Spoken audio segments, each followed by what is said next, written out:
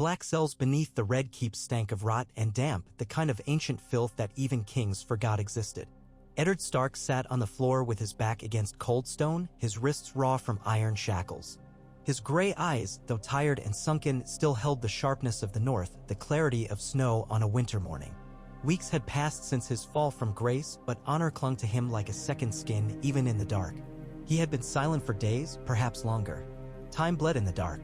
But that silence ended when the iron door groaned open. Varys entered, robed and expressionless. His hands were tucked into his sleeves like a monk come to offer last rites. He stood in the torchlight just beyond the threshold, careful not to step too close. "They have decided," Varys said softly. "There will be a public confession." Eddard didn't move. "If you speak the words they've written for you," the eunuch continued, "your life may be spared. Your daughters. Sansa remains at court. Arya is missing. But mercy may reach both if you kneel." Ned turned his head slowly.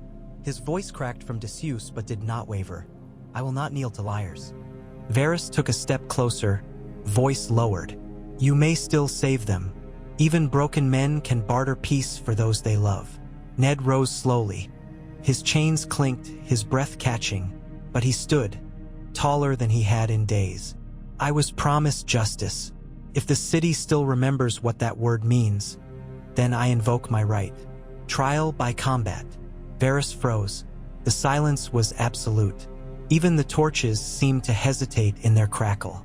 "You would risk that?" "I will not die a liar. Let the gods decide." By morning, the Red Keep buzzed like a kicked hive. Word spread faster than wildfire. Lord Stark had invoked trial by combat. The small council convened, their voices sharp with surprise and unease. Even Queen Cersei's ever-calm mask cracked with irritation. "He's mad," Pycelle muttered into his beard. "He hasn't the strength to lift a blade."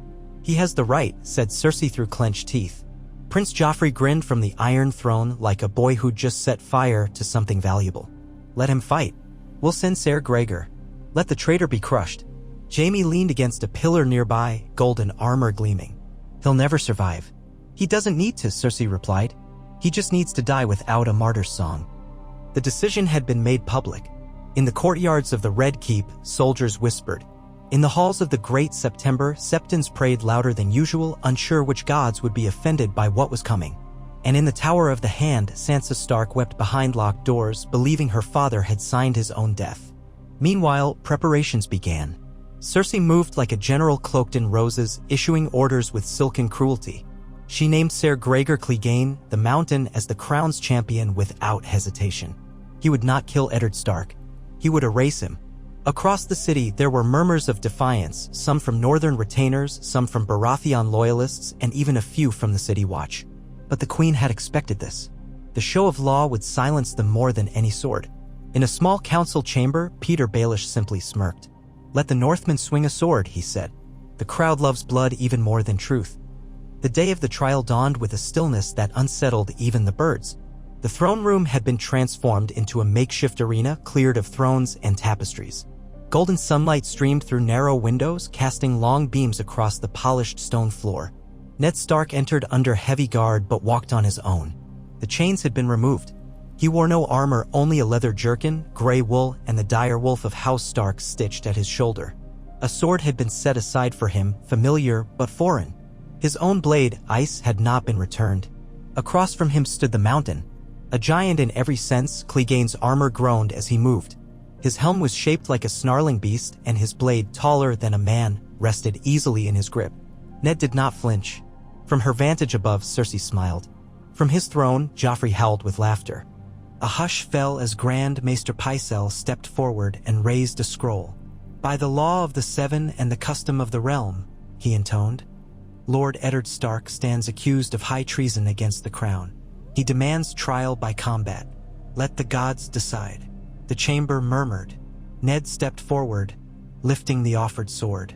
Felt lighter than ice, but serviceable. He held it with both hands, breathing slow and steady. The Mountain raised his blade with one hand, not in salute, but in promise. His shoulders hunched. His boots thudded as he advanced. The signal was given. The clash began. Steel clashed. The Mountain's first blow sent sparks across the chamber floor, scraping Ned's blade hard enough to jar his arms to the bone. The northerner staggered but recovered, retreating 2 steps as Clegane charged again like a battering ram in plate. Gasps echoed through the throne room.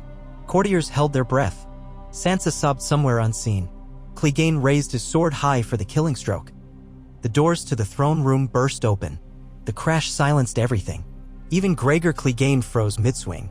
Tywin Lannister stood in the archway, cloaked in black and gold, flanked by a dozen men-at-arms bearing the Lion of Casterly Rock. His expression was carved in fury. "Stop!" His voice thundered over stone. Joffrey stood from the Iron Throne, half panicked and defiant. "You dare interrupt my justice?" Tywin didn't blink. He marched down the aisle like a storm with a purpose, each step echoing against the marble. His voice was iron. "This is not justice. This is idiocy paraded as law. You sit on that throne like a child wearing his father's armor." "I am the king," Joffrey barked. "You are a fool," Tywin snapped. "An impotent, shrieking fool with no concept of rule or restraint." The court gasped. Even Cersei's eyes widened, not in offense, but in recognition. She said nothing. Gregor Clegane stepped back, lowered his sword, uncertain for the first time. Ned Stark, breathing hard, lowered his sword. The chamber remained still, as if the very stones feared Tywin's wrath more than the gods themselves. Tywin turned to the crowd. "There will be no butchery in this hall today. The trial is void. Eddard Stark is a lord of the realm and will be judged by his peers, not by a beast and a brat." Joffrey looked ready to scream, but Cersei placed a hand on his shoulder, gently forcing him to sit. Silence gave way to whispers. The game had changed. The silence in the throne room lingered like smoke. Tywin Lannister turned slowly from Joffrey to the assembled lords and ladies of the court. His voice cut through the tension like a drawn blade. "The law is not a plaything. It is the spine of the realm. If we bend it for theatrics, we break it for enemies." He looked again to Ned Stark. "He will stand trial before the small council and the high lords, not a beast in armor. Let the lords of Westeros decide his guilt, if any exists." A murmur of agreement spread across the chamber. Even those loyal to the queen didn't dare oppose Tywin openly. Pycelle nodded sagely. Varys said nothing, but the faintest smile ghosted across his lips. Littlefinger, lounging near a column, tilted his head with interest as though already recalculating his web of influence. Cersei looked like she wanted to argue, but her father's presence had rooted her to stillness. Joffrey's hands clenched the arms of the Iron Throne. His knuckles whitened, but he dared not speak again. The boy was still king, but the lion had entered the room. Tywin turned to his men. "Take Lord Stark to the Tower of the Hand. Under guard, but with dignity." 2 red-cloaked guards approached Ned, not with shackles, but with a respectful nod. He gave a faint nod in return and followed, sword still at his side. His stride was uneven, but he walked with pride. As he left the hall, his eyes met Sansa's.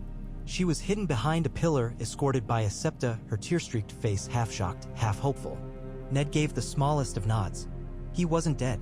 Not yet. Outside the throne room, Tywin approached the queen. "I warned you this boy was not ready," he said, his voice lowered. Cersei kept her chin high. "He is still king." "For now," Tywin replied. "But kingdoms are not ruled by boys or dragons. They are ruled by men who understand consequence." He turned his back on her and walked away. That night, ravens flew to Riverrun, to Highgarden, to Dragonstone. A royal trial was coming. The crown called for the judgment of the lords. And the game had changed. The Tower of the Hand was cold even in the southern spring. Ned stood at the high window looking out over the city that had nearly killed him.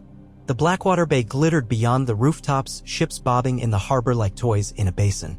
Bells rang faintly from distant septs. Somewhere below, a woman cried out in the street, a reminder that even in times of peace, King's Landing knew only noise and hunger. His sword, returned to him by Tywin's men, rested against the wall.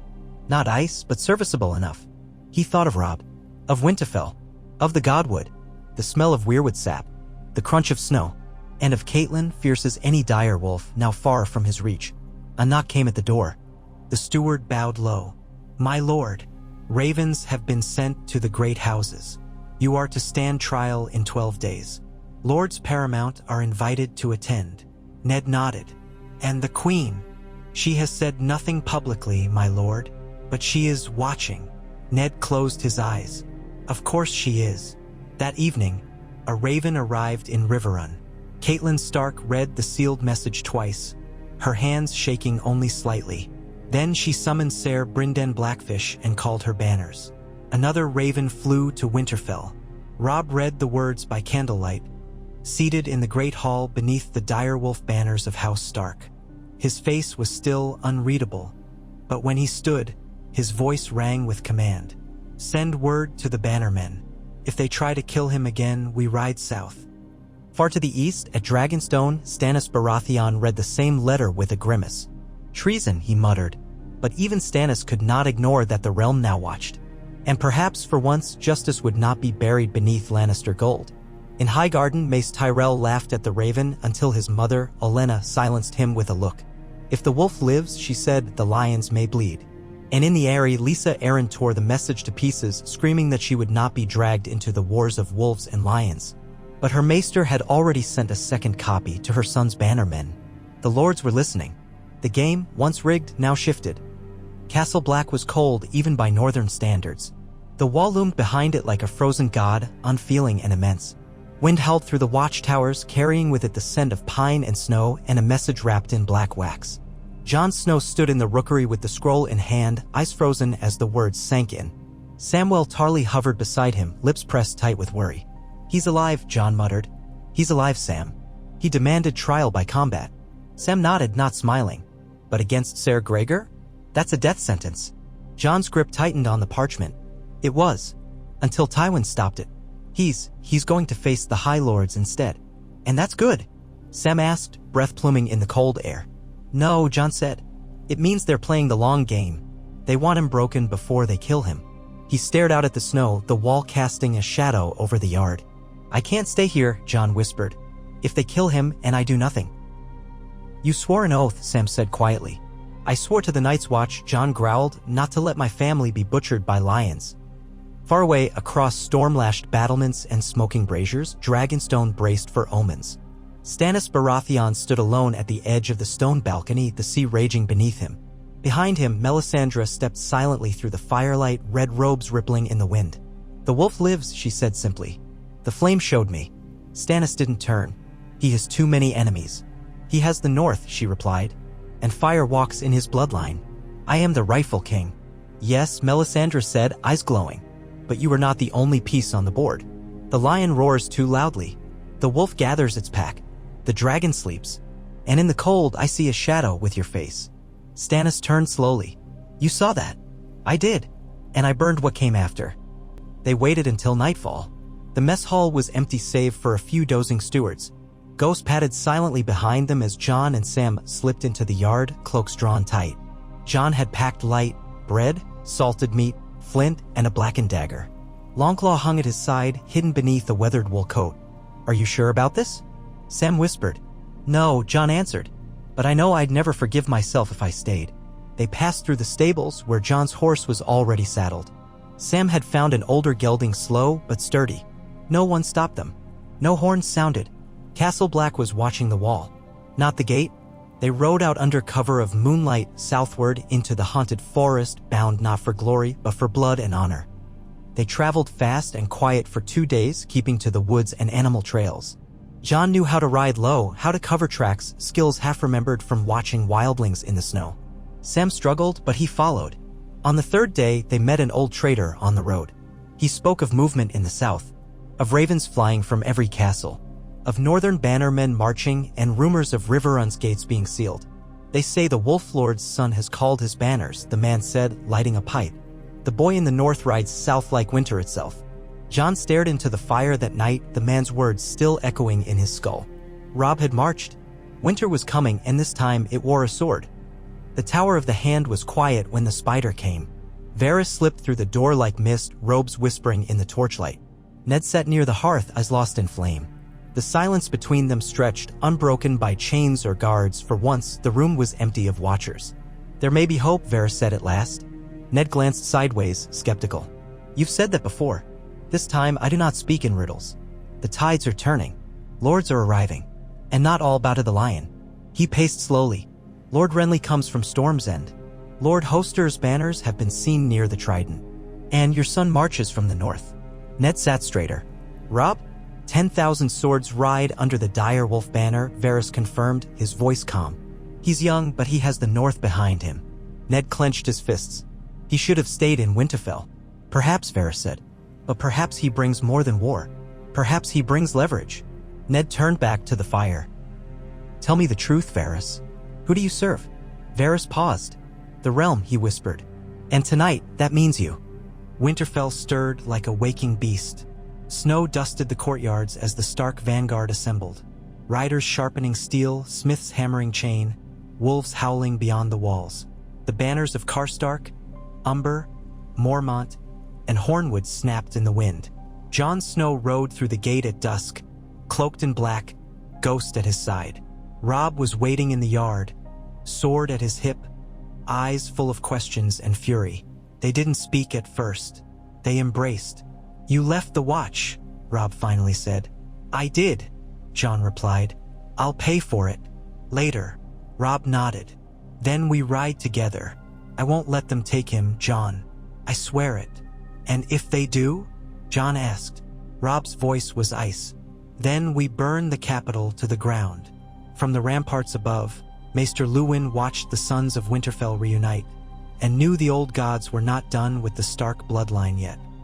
The crypt beneath the September of Baelor was colder than the throne room, quieter too. Marble lions lined the walls, ancient and unmoved, but their stony pride was nothing compared to the man who stood over the dead king. Robert Baratheon's body lay on a raised slab, draped in black and gold. His great chest did not rise. The hammer of his youth lay idle at his feet. Tywin Lannister stood beside the bier, hands clasped behind his back, face carved from granite. At his side, Ser Barristan and Selmy stood in silence, his white cloak unmoving in the still air. He was a fool, Tywin said at last. But he kept worse fools in line. He was a king, Barristan murmured. And once he was a hero. Tywin didn't reply at first. He gazed down at Robert unmoved. And yet even heroes rot, he said. His line is weak. His bastard children are unacknowledged. His named son is a curse on the throne. Barristan's jaw clenched. You speak ill of the dead. I speak truth of the dying, Tywin countered. If Westeros is to survive, it must be ruled by those who know what it means to hold power and use it. He looked over, sharp. Will you stand for him, Ser Barristan? The boy? Barristan's reply was a whisper of steel. I will stand for the realm, as I always have. Thousands of leagues away, beneath the sun that never touched Westeros, Daenerys Targaryen stood barefoot in the red sands of Vys Dothrak. The sun beat against her shoulders. Her silver hair clung to sweat and heat. Ser Jorah approached from the horizon, dust trailing behind his horse. He dismounted with the weariness of a man carrying bad news. She turned as he approached. What have you heard? He handed her a scroll. From the narrow sea. Word travels faster than ships. She opened it. Her violet eyes scanned each word. Then she looked up. Ned Stark lives. Trial by combat, Jorah said. Stopped by Tywin Lannister. Now the realm gathers to judge him. She looked to the distance, across desert, across ocean, across years. My brother would have cheered, she whispered. And what do you say? Jorah asked. She folded the scroll. I say the game is beginning. And if the lions, wolves, and stags are moving, then the dragon must rise. A deep voice echoed behind her. Khal Drogo had approached, silent as a hunter. He looked from her face to the scroll. War is coming, he asked in Dothraki. Dany nodded. In the west. But soon everywhere. Drogo smiled. Then let it come. That night, a fire burned bright in the Dothraki camp. Daenerys sat alone, the scroll beside her. Viserys had died for a crown he never earned. Now, half a world away, a realm burned itself alive, and the people whispered of dragons again. She closed her eyes and whispered in High Valyrian, Dracarys, not as a command, as a prayer. The gates of the capital opened under a hazy dawn as Tyrion Lannister rode through, flanked by a small column of gold-cloaked guards. His horse was unimpressed, and so was he. He sniffed the air as they entered the city. Ah, King's Landing, where the stench of power is only rivaled by the smell of boiling cabbage. He spurred forward toward the Red Keep, boots dusted with road and sarcasm. The court was buzzing. Lords murmured in corners, ravens came and went without rest. When Tyrion entered the council chamber, Tywin looked up from a map of Westeros, frowning before his son even spoke. You've come, Tywin said. Unexpected. That's what makes it fun, Tyrion replied. I hear we're holding court and calling banners. I wanted to see the chaos for myself. Cersei, seated nearby, rolled her eyes. We don't need your jests, Tyrion. No, Tyrion said, but you may need my eyes. And my ears. And perhaps even my gold. Tywin studied him for a moment, then returned to his map. You'll speak when spoken to. The trial is delicate. One wrong step and the north erupts. Tyrion nodded. Then it's a good thing I'm here to watch your steps. Later, Tyrion walked alone down a stone hallway lit by flickering torches. He approached the Tower of the Hand, now a prison in all but name, and knocked. The door opened to 2 Lannister guards who nodded and let him pass. Inside, Ned Stark sat by a high window, sharpening a dagger slowly, methodically. He looked up as Tyrion entered. I wondered when you'd come, Ned said. You didn't think I'd miss the chance to see what the wolves were doing in the lion's den, did you? Tyrion replied, pulling up a stool. Ned eyed him. You're either here to mock me or warn me. I'm here, Tyrion said, to do the one thing no one else in this city seems interested in. Listen. He paused. You didn't do what they say, did you? Ned said nothing, and that silence told him everything. I thought not.